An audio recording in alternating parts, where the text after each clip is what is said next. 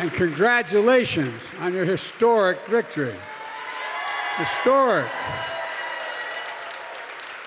You stood for jobs, you stood for dignity, you stood for the American worker, you stood up for women's fundamental rights. You insisted on democratic values, and we're seeing here today business leaders at home and abroad recognize the importance of your leadership. And it's not a small item, it's a significant item.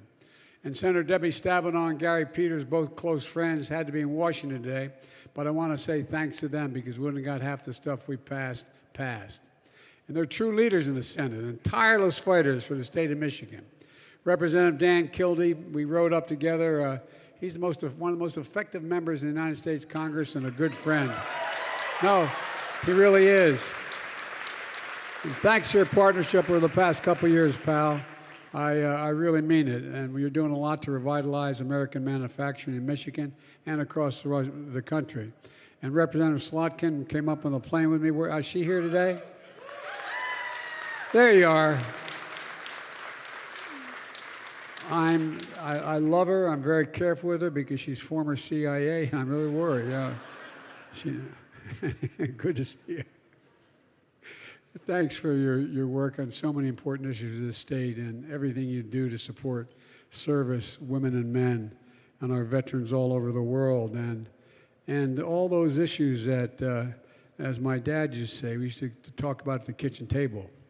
They're the bread and butter issues, and you work like hell on all of them, and I appreciate it. And I also want to thank the leaders of SK Siltron, CSS, and I met with some of their folks as well in Korea. They're a first-rate operation, and they're going to create a lot of good-paying jobs here, Rev. They're going to do that pretty soon. I recently got back from a trip literally around the world. You know that around the world in 80 days? Well, I did it in 6. I started off in Egypt and ended up in Guam and coming on home. And we ended with a meeting in Indonesia with the G20, the 20 largest economies in the world. And it was clear in those meetings, and I mean this sincerely, that the rest of the world views the United States as better positioned than any other nation, any other major nation in the world, to lead the world economy in the 21st century. And that's not a joke. Here we have a strong sense of what all the leaders in the world look to us about. They see resilience in the American economy. And we're seeing that here at home as well with investments like we're going to talk about today. Together, with the help of your elected leaders here today, we had an extraordinary 2 years of progress. We passed the American Rescue Plan. Now, everybody knows it, but we did so much, no one knows the effects of it yet. They're just coming into play. What that little plan did with the billions of dollars we spent is it kept tens of thousands of cops, firefighters, teachers, first responders on the job in 50 states because they lost income because of the significant reduction in employment in those states. And it provided them the money to be able to keep everyone employed. We fully vaccinated. When I came to office, there were 2 million people vaccinated. We vaccinated 220 million people, saving thousands of lives. And we're rebuilding our infrastructure. And Governor, we're fixing the damn road. When I came and campaigned for the first time she ran for governor, she ran on the platform, fix the damn roads. Was stuck in my mind. I kept my promise. We're going to fix your damn roads in a big way to the tune of billions of dollars, bridges and airports as well. And we're low on prescription drug costs. Anybody, a senior citizen on Medicare, the fact is that it won't take effect till January 1st, but from that point on, you pay $35 for your insulin, not $400 a month for your insulin. And we're strengthening American manufacturing. We've created more jobs in the first 2 years of any presidency, 735,000 manufacturing jobs. And we're still counting. And Michigan will once again become the manufacturing hub of the nation. And that's not a joke. Because when I got to the United States Senate as a 29-year-old kid, I had to wait a couple days to be sworn in. But when I got there, this was one of the epicenters of manufacturing. And we're addressing the climate crisis as well. The climate plan we just passed is going to reduce emissions by 1 billion metric tons by 2030. And because of our policies, gas prices are coming down. And what's most exciting about it, people are starting to feel a sense of optimism and the impact of these legislative achievements in their own lives. It's going to accelerate in the months ahead, and so many things are going to find out what we've already done that we haven't been able to actually implement yet. We're in the process of doing it. And it's part of a broader story about the economy we were building that works for everybody. You know, one that grows from the bottom up and the middle out, not from the top down. When it grows from the bottom up and the middle out, the wealthy do very well. They don't get hurt at all. But working poor folks get a shot, a ladder up, and middle-class folks get a shot, as my dad would say, just have a little breathing room, a little breathing room. And that positions America to win the economic competition of the 21st century. My dad used to have an expression, and I mean it sincerely. Matter of fact, it was quoted to me today by one of the congressmen. He used to say, Joey, a job is about a lot more than a paycheck. It's about your dignity. It's about your place in your community. Literally, not a joke, think about it. It's about being able to look your child in the eye and say, honey, it's going to be okay. That's what a job should be about. And thousands of Michiganders are going to be able to look their child in the eye and say, honey, it's going to be okay. It's going to be okay.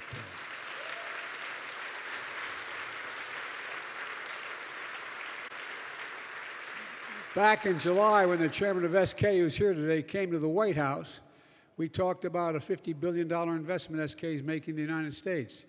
At the time, they wouldn't let me come down from the third floor because I was exposed to COVID. I didn't have it yet, but they were worried about me exposing other people. And so, as he said, it was like Alice in Wonderland. I'm up on the third floor in that balcony and waving to the chairman of SK saying, you are coming, aren't you? You are coming, aren't you?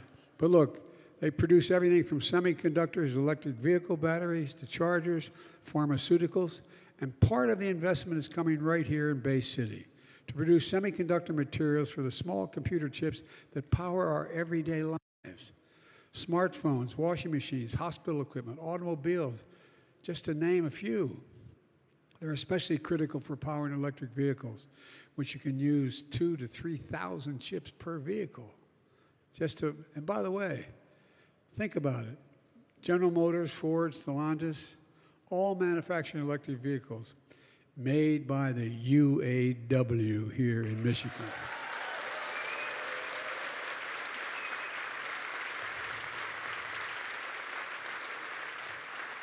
And by the way, if we can hold for a second, the person introduced me. Everybody thinks, because I've been so pro-union my whole career, and I talked about this with SK in Korea and here. You're the best workers in the world. You're the most, I'm not being nice. You're the most qualified workers in the world. What most people don't know, this man here did not 4 years of college, 5 years learning his trade. 5 years working at it. They're the best in the world. I mean it. Most people don't know it. Most people that think, I want to be a pipe fitter, you show up and they give you a wrench.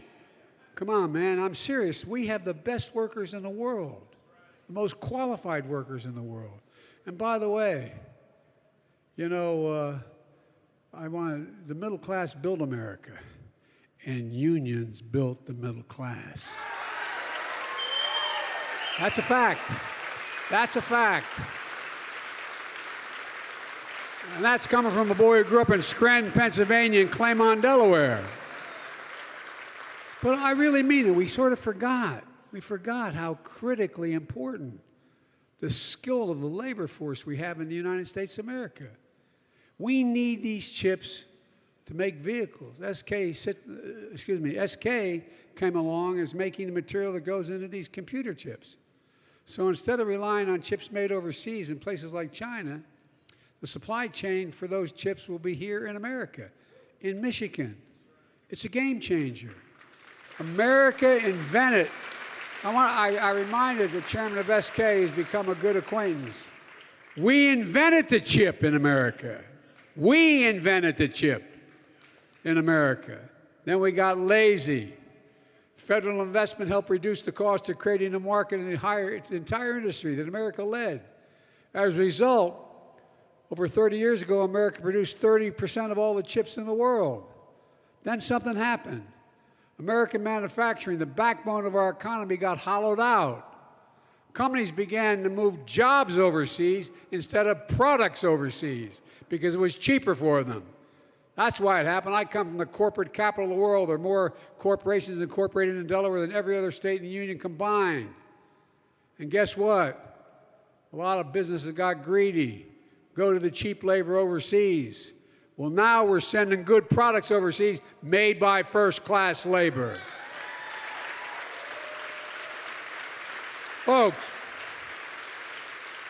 as a result, today we're down to producing only 10% of the world's chips, despite leading the world in research and design of new chip technology. Why does this matter?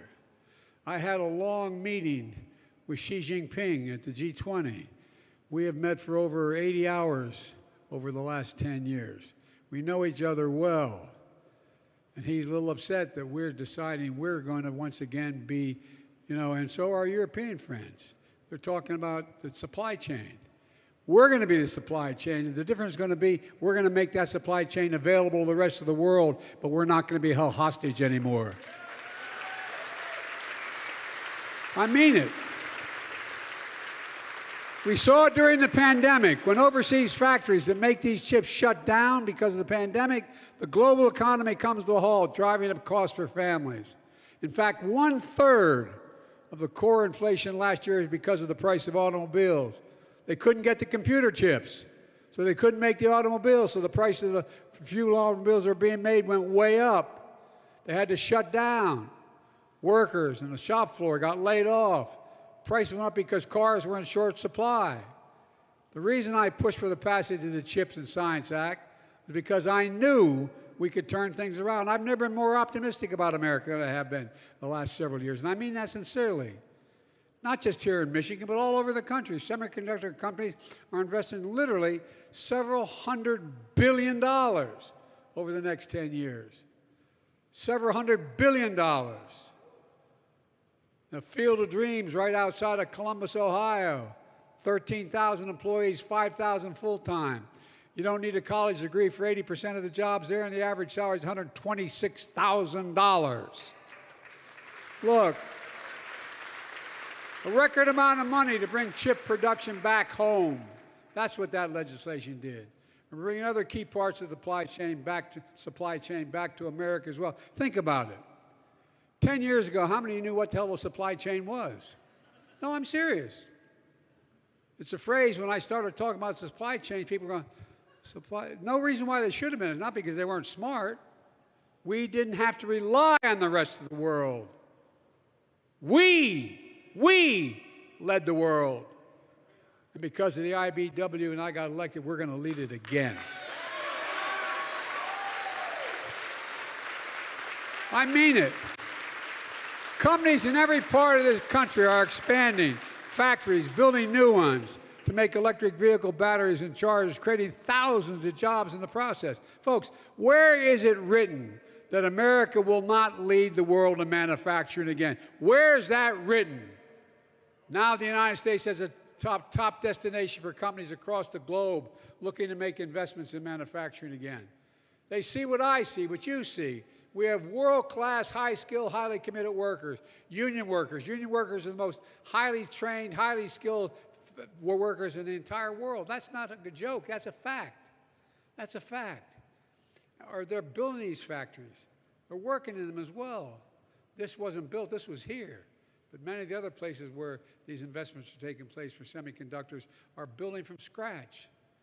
Factories we're in are going to make a big difference. And now, I know many of you watching at home are like the folks I grew up with in Scranton and Pennsylvania and Claymont, Delaware. You felt left out for a long time. It used to be really thriving economies. The economy left you behind. The industry that's rapidly changing, you were left out. I understand it. My family understands it.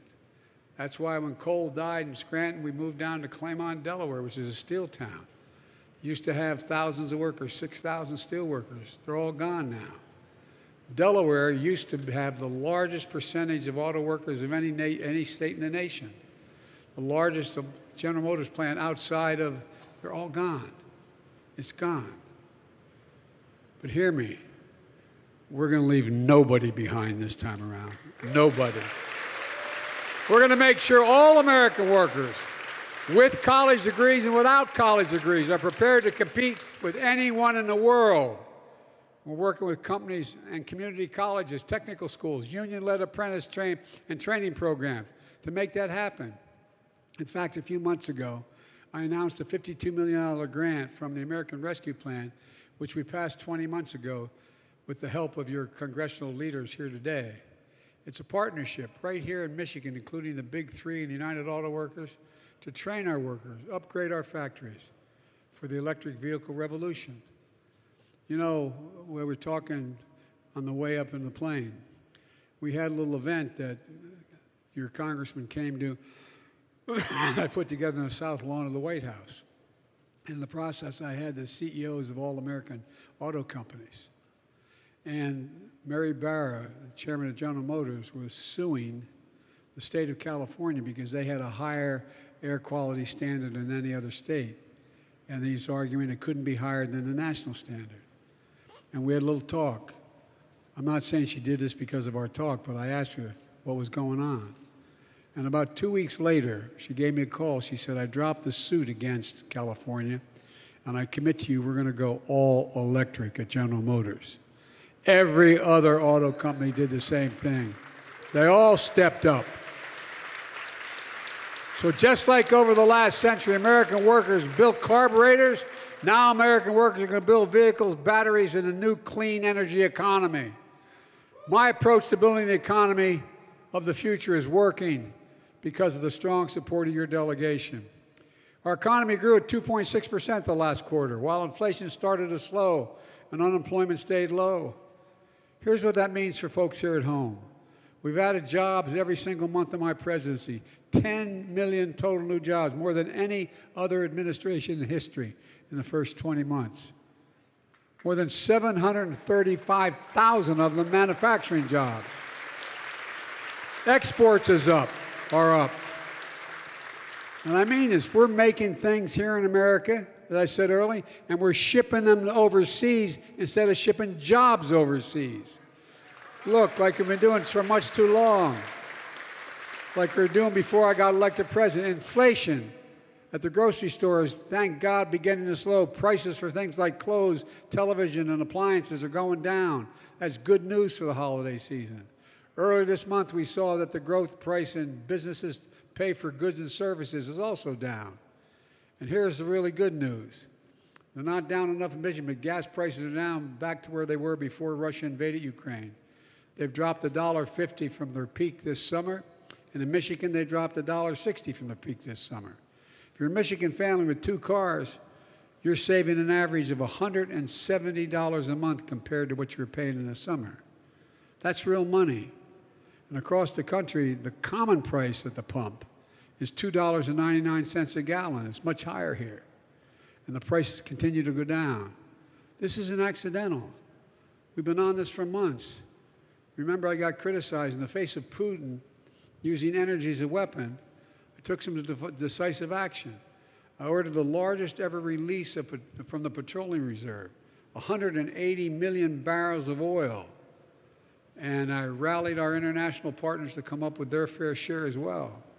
That helped put downward pressure on price because we were producing more gasoline. That helped stabilize crude oil markets and reduce prices at the pump. Now, I've been calling on energy companies who had the biggest years they've ever had in all of their history to begin to pass on those savings to the American people at the pump, or they're going to be coming to them. And while these prices are lower, they're not low enough. I continue to call on the producers to invest their record profits in America for Americans. In America, we can do 2 things at the same time. We can increase production and lower prices for American consumers and businesses in the short term while accelerating our investment and transition to a clean energy future. And we're going to do that. We're doing it. It's going to take time to get inflation back to normal levels as we keep the job market resilient. And we could see setbacks along the way. But we're laser focused on this, I promise you, we're laser focused on this. In the meantime, for the first time in a long time, we're investing in America and we're investing in ourselves. I signed a once-in-a-generation investment in our nation's roads, bridges, railroads, ports, airports, lead-free water systems, high-speed internet, and the biggest investment in American infrastructure since Dwight Eisenhower's interstate highway system. Nothing's been as big since then. We're building 500,000 electric charging stations across the country. We have the money to do it. The Great American Road Trip would be fully electrified, where your driving costs along the I-10 or I-75 from here to Michigan. We just announced funding from Michigan Tech to help develop technology to recycle batteries in a way that uses less energy and reduces greenhouse gas emissions. We're making the single largest investment ever, $1 billion, to clean up and restore areas around the Great Lakes, including the Detroit River, the Kalamazoo River, Torch Lake. This is going to matter. It's going to matter for your kids and your grandkids in a big way. Mitch Landrieu, the head of our infrastructure program, was just down the road in Saginaw, announcing hundreds of millions of dollars of funding to clean up drinking water across the state of Michigan and replace lead service lines. We're making sure no more Flints ever again. I mean it. No more Flints ever again. We're increasing capacity at the Port of Detroit, rebuilding platforms to handle dry bulk cargo, improving the connection for rail lines so companies making things here in Michigan can get their products to market faster and cheaper. And when you see these big projects in your hometown and cranes going up, shovels in the ground, workers with hard hats, I want you to feel the way I feel. Pride. Pride in what we can do when we do it together. So let me close with this. It's been a rough few hard years for hard-working Americans. For a lot of families, things are still tough. But there are bright spots where America is reasserting itself, and this is one of those bright spots. It's also happening in places in like New York, Idaho, Arizona, Ohio. I asked the CEOs of the Fortune 500 companies a question. When the United States decides to invest considerable resources in new industries that we need to build up, does that encourage or discourage them to get in the game and invest? And the universal answer was it encourages them to get involved and invest. Federal investment attracts private sector investments, creates jobs and industries. It demonstrates we're all in this together. And that's what today's about. I've said for a long time, if we invest in America, we can change this country. We used to, one of my staff, anybody's tired of hearing me saying it. You know, we used to invest 2% of our GDP in pure research and development. The federal government invested in that. That got down to 0.7%. Well, we used to rank number 2. Now we rank number 8 in the world. What the hell is what's going on? No, I'm serious. Think about it. We can change this country's future. That's what we're doing. And the whole world is looking now to invest here in America again. Again.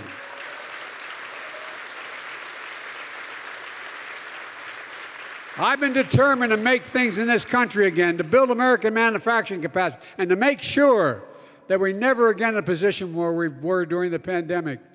Some folks didn't believe we could do it.